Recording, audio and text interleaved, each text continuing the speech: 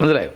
അപ്പോൾ ഇതൊന്നും ഒരു വിഷയമല്ല. ഇപ്പോൾ ഉദാഹരണം പറയുക, 1986 ക്ഷേത്രപ്രവേശന വിളംബരത്തിൻ്റെ 50-ാം വാർഷികത്തിന് മാതൃഭൂമി ആഴ്ചപ്പതിപ്പിൽ ഞാനൊരു ലേഖനം എഴുതി.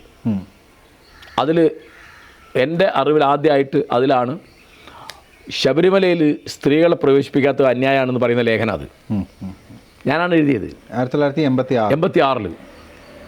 അതായത് 1936 നവംബർ 12-ാം തീയതിയാണ് ക്ഷേത്രപ്രവേശന വിളംബരം. ആ നവംബർ 2-ാമത്തെ ആഴ്ച വന്ന മാതൃഭൂമി ആഴ്ചപ്പതിൽ അത് എഴുതിയത് KC നാരായണനാണെന്ന് പത്രാധിപർ. ആരും ഒരു ബഹളം ഉണ്ടാക്കിയിട്ടില്ല. ക്ഷേത്രപ്രവേശനത്തിൽ സ്ത്രീ പർവ്വം എങ്ങാണ്ടായിരുന്നു എൻ്റെ ഹെഡിങ്. വളരെ കൃത്യമായിട്ട് ഓർമ്മയില്ല. മനസ്സിലായോ? അപ്പോൾ ഇങ്ങനെയൊക്കെ പറയുന്നതിനൊന്നും എഴുതുന്നതിനൊന്നും ഒരു പ്രശ്നം ഉണ്ടായിരുന്നില്ല. ഇപ്പം എന്താ സ്ഥിതി? അപ്പോൾ നിങ്ങൾ എന്ത് പറഞ്ഞാലും ആദ്യം ആലോചിക്കുന്നത് നിങ്ങളുടെ ജാതി ഏതാണ്, അല്ലെങ്കിൽ നിങ്ങളുടെ മതം ഏതാണ്, അല്ല നിങ്ങൾ പറഞ്ഞ കാര്യം എന്താണെന്നല്ല. നമുക്കൊന്നും അറിഞ്ഞേ കൂടാവുന്നു.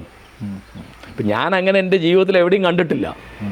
ഇപ്പം നമ്മുടെ വീട്ടിൽ പണിക്കാരും വരുന്നു, അത് മുസ്ലിമാണോ അമുസ്ലിമാണോ നല്ല പണിക്കാരത്തെയാണോ, നമ്മൾ കക്കോ കളവുറയോ നോക്കും. വേറൊന്നും നമ്മൾ നോക്കാറില്ല. ഞാനല്ല പറഞ്ഞത്, എൻ്റെ ഉമ്മ നോക്കാറില്ല, എൻ്റെ ബാപ്പ നോക്കാറില്ല. ഞങ്ങളുടെ തറവാട്ടിൽ എവിടെ അങ്ങനെ സംഗതി ഇല്ല. ഇപ്പം NC കോയക്കുട്ടി വലിയ പണക്കാരൻ പറഞ്ഞാൽ എൻ്റെ മൂത്താപ്പ, അദ്ദേഹത്തിൻ്റെ മാനേജർമാരും റൈറ്റർമാരും ഒക്കെ നായന്മാരാണ്. അദ്ദേഹത്തിന് ഒരു സിദ്ധാന്തമുണ്ട്, നായന്മാരെ മാത്രമേ വിശ്വസിക്കാൻ പറ്റുള്ളൂ. കുട്ടിക്കാലത്ത് ഞാൻ കേട്ടൊരു കാര്യമുണ്ട്, നായർ തറവാട് നശിക്കാൻ നേരത്താണ് മാപ്പിളമാരെ കാര്യസ്ഥന്മാരാക്കാൻ. അങ്ങനെയായിരുന്നു പണ്ട്.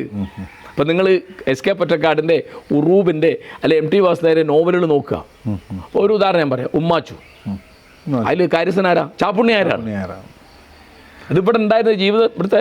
കാരണം ഞാൻ പറഞ്ഞില്ലേ, ഇപ്പം NC കോയക്കുട്ടിയേജിക്ക് മംഗലാപുരത്ത് വലിയ ബിസിനസ് ഏർപ്പാടുണ്ട്.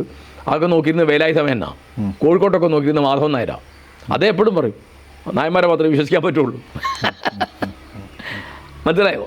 അപ്പോൾ ഈ മതേതരത്വം എന്നൊക്കെ നമ്മൾ ഇപ്പോൾ നിങ്ങളൊക്കെ ഈ ചർച്ച ചെയ്യുന്ന കാര്യം, ഇതൊക്കെ ചർച്ച ചെയ്യുന്നല്ലോ എന്ന് എനിക്ക് തമാശ. കാരണം ഞാനിങ്ങനെ ഒരു വേർതിരിവ് കണ്ടിട്ടേ ഇല്ല. അവർ വിശ്വസിക്കുന്നു. ഇപ്പോൾ കല്യാണം കഴിക്കുമ്പോൾ, മരിക്കുമ്പോൾ ചില ആചാരങ്ങളിൽ വ്യത്യാസമുണ്ട്. വേറെന്താ വ്യത്യാസം? ഒരു വ്യത്യാസമില്ല.